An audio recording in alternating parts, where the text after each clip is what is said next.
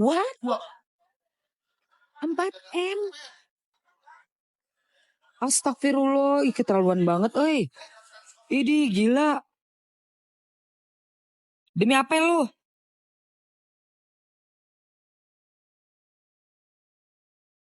4M penjaranya. 10 tahun. Ih parah banget, say.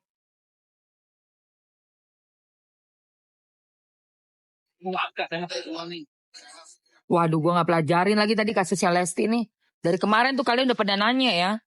Gue masih terpusat sama skincare sih.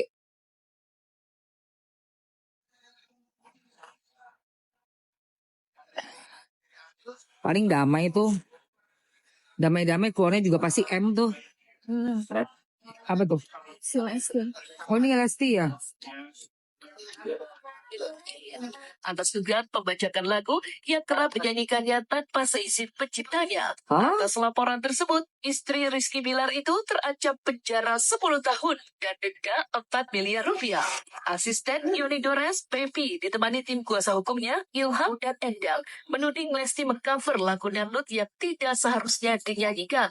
Tidak sekali, namun sudah berulang kali, tepatnya sejak 2017 lalu. Dan yang membuat kesal perwakilan Yoni Dores, Lesti tidak pernah sekalipun menjalin komunikasi dengan Yoni Dores selaku pencipta lagu. Dan berikut pernyataan perwakilan Yoni Dores dan kuasa hukumnya. Usai resmi melaporkan Lesti Kejora di Polda Metro Jaya. Hari ini kami dari tim Amel Lopom datang ke Polda dan barusan aja selesai membuat laporan untuk Adinda Lesti Kejora, Lestiani ya, namanya Lestiani.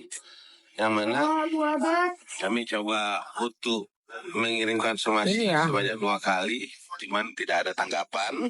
Harusnya yang upload Kami kasih ruang waktu dari udah sebulan, akhirnya kami bikin laporan. Inilah bentuk laporan yang kami dan sudah diterima di Polda. Pasal 113 junto pasal 9 Undang-Undang Hak Cipta. Ancaman hukumannya 10 tahun penjara. 10 tahun penjara dan denda 4M. Cukup bukti menurutnya saksinya ada. Alhamdulillah tadi sudah diterima laporannya ya. Dalam pelanggaran hak cipta itu ada yang namanya performance right, ada namanya mechanical right. Jadi kalau tau gak sih? Padahal emang cover, yang cover itu banyak banget, bukan Lesti doang. Sekarang kita lagi fokus untuk cover lagunya. Jadi kita ambil mechanical right-nya, yang mana itu ada masuk delik pidananya. Kalau performance right itu masalah royalti, mungkin dia bisa udah ngasih ke LNKN atau paling kita untuk membuktikannya mungkin kita ke PKPU pengadilan ya kan nanti. Kita sekarang fokus dulu mechanical right. Cover ini seperti kan pembajakan. Jadi ada 2 tipe pelanggarannya itu mechanical right dan performance right. Yang pasti kalau dari imaterialnya mungkin nggak terhitung karena kita dari data kita itu yang kita dapatin itu dari tahun 2017. Mungkin dari yang kita tahu itu dari 2017 Lesti itu sudah membawakan lagu sampai sekarang membawakan lagu klien kami tapi tidak pernah suwon nuwun ke klien kami.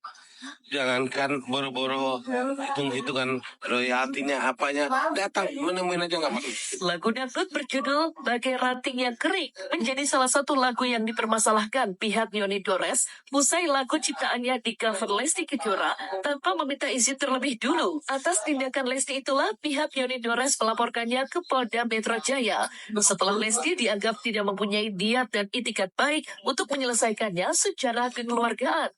Setelah ditunggu 2-3 bulan lamanya tidak ada kabar, maka jalur hukum pun ditempuh. Lantas, seperti apa duduk permasalahan yang sebenarnya? Dan alasan kuat apa yang membuat Yoni Dores merasa tidak dihargai sebagai pencipta lagu? Dan apa hubungannya pula dengan penyanyi senior Iis Dahlia hingga namanya ikut terbawa pada konflik tersebut? Apa sih?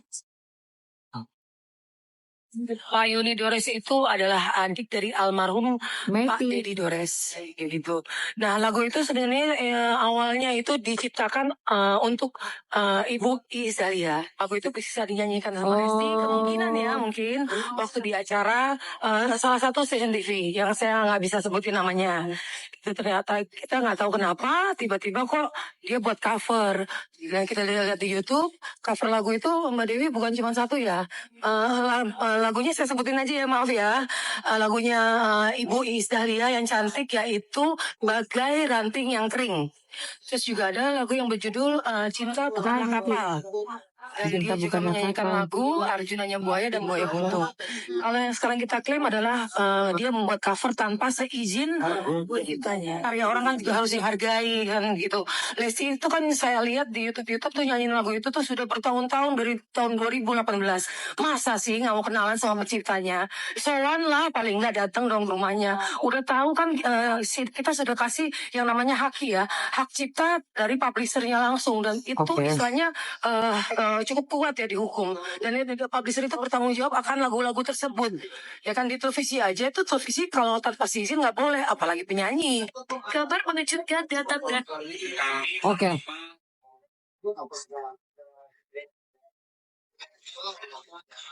Kalau emang udah ada buktinya ya di ET-nya Lesti udah dinyanyikan dari 2017 secara terus-menerus dan sudah mendapatkan banyak penonton dari YT kan pasti dapat AdSense kan.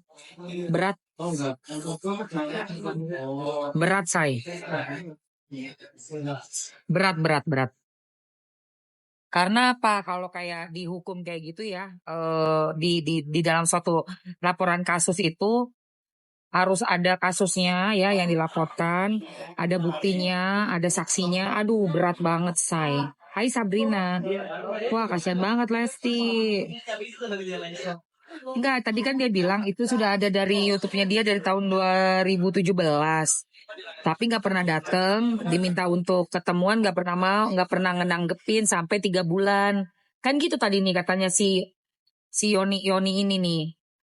Makanya oleh karena nggak bisa diajak rembukan, ya jadinya tempuhlah jalur hukum. Aduh, gila. Ini ya pelajaran sih.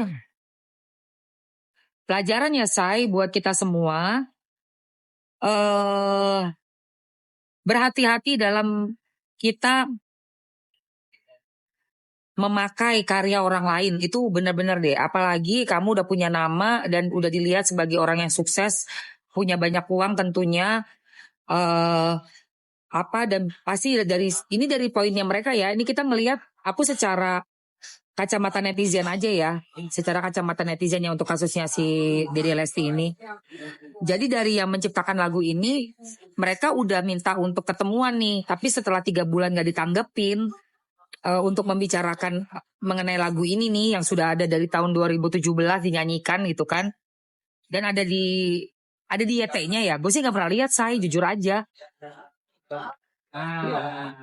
Gue sih gak pernah lihat. Beneran serius, gue gak pernah lihat, gak tahu lagunya juga yang mana. Nah, jadi mereka ngerasa wah ini udah disalahgunakan nih tanpa izin. Nah itu. Nah, gue juga nggak tahu nih kenapa untuk diminta ketemu belum sampai bisa bertemu gitu loh. Setelah diminta untuk ayo ketemu nih ngomongin lagu ini, ada banyak lagu tadi ternyata nggak cuma satu loh, say. Aduh. Nggak ada. Oh, bukan di YT-nya Dede. Di mana? Oh. Ya Allah, di akunnya orang lain. Ya Allah, berarti dia nyanyi, orangnya nggak upload. Ih.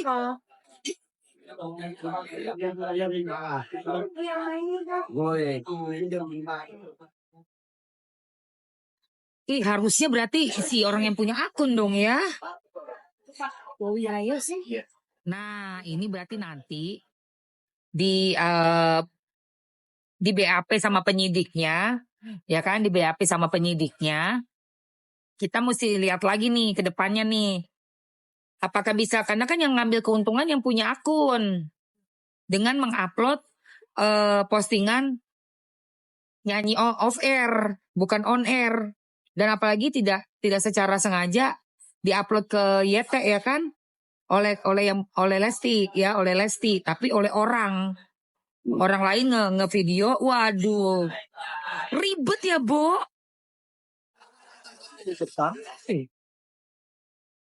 Salah alamat ember. Salah alamat tuh yang laporin tuh kayaknya. Benar, gue ngeliat, gue pikir di YT-nya si Dede Lesti, enggak. Berarti dia nyanyi, direkam orang, dimasukin ke YT, meledak. Ditonton banyak orang. Yang dituntut malah yang nyanyi, gitu. Oh, pas off air direkam, diupload akun orang lain bukan Lesti. Loh. Aneh. Tuntut apa saya? Udah. Mamski. Pakai ini kuota. Oh, Midas nih kayaknya pakai Midas. Banyak kayak gitu orang lain itu cuma pengen cari tenar sama Dede Lesti. Iya, tapi memang harus diberesin juga dong. Udah dapat laporan-laporan kayak gini gak enak juga kalau nggak beres. Tapi itu yang ngelapor harusnya yang punya akun lagi. Harusnya yang punya akun. Yang udah ngambil keuntungan dari lagunya kan. Iya pastinya. Karena kan yang nyanyiin kan si Lesti. Nah tapi kan yang mengupload terus menerima banyak AdSense-nya dari yang punya akun. Bukan Lesti kan yang upload gitu loh. Tapi Lesti menyanyikan di off air. Nah, oke kembali lagi nih. Nyanyiin itu sebenarnya boleh gak sih? Kayaknya gak boleh ya guys. Hukumnya berapa tuh? Berapa? Gila. Iya dari dulu. Iya. Masalahnya dulu orangnya gak ngeh. Sekarang orangnya ngeh. Dan minta ketemuan buat ads. Ntar dulu lu nyanyiin lagu gue loh. Gitu loh say. Lu udah enak-enak nyanyiin lagu orang gitu kan. Gitu say. Masalahnya mereka yang menciptakan lagu itu. Nah sementara kan kalau nyanyi kan pasti dibayar nih. Ini logikanya ya. Dibayar buat nyanyi. Nah menyanyikan lagu yang diciptakan orang. Pasti si orang ini mau dong. Iya. Banyak yang nyanyi tapi mereka gak dituntut. Iya karena bukan setenar dan sesukses Lesti. Dan ini kayaknya lagu udah jadi kayak lagu apa ya wajibnya gitu kan. Yang selalu ada gitu di acara dinyanyiin. Jadinya ke notice say. Ya kalau yang nyanyiin lagu pengamen jalanan ya kagak ada yang nuntut tuh gimana. Kalau penyanyi jalanan mau nyanyiin lagu Madonna juga gak bakal dituntut sama si Madonna.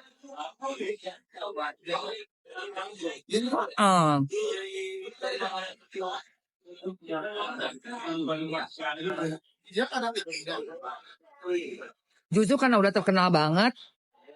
Makanya kayak Agnes Monica kemarin kan juga digituin kan Agnes.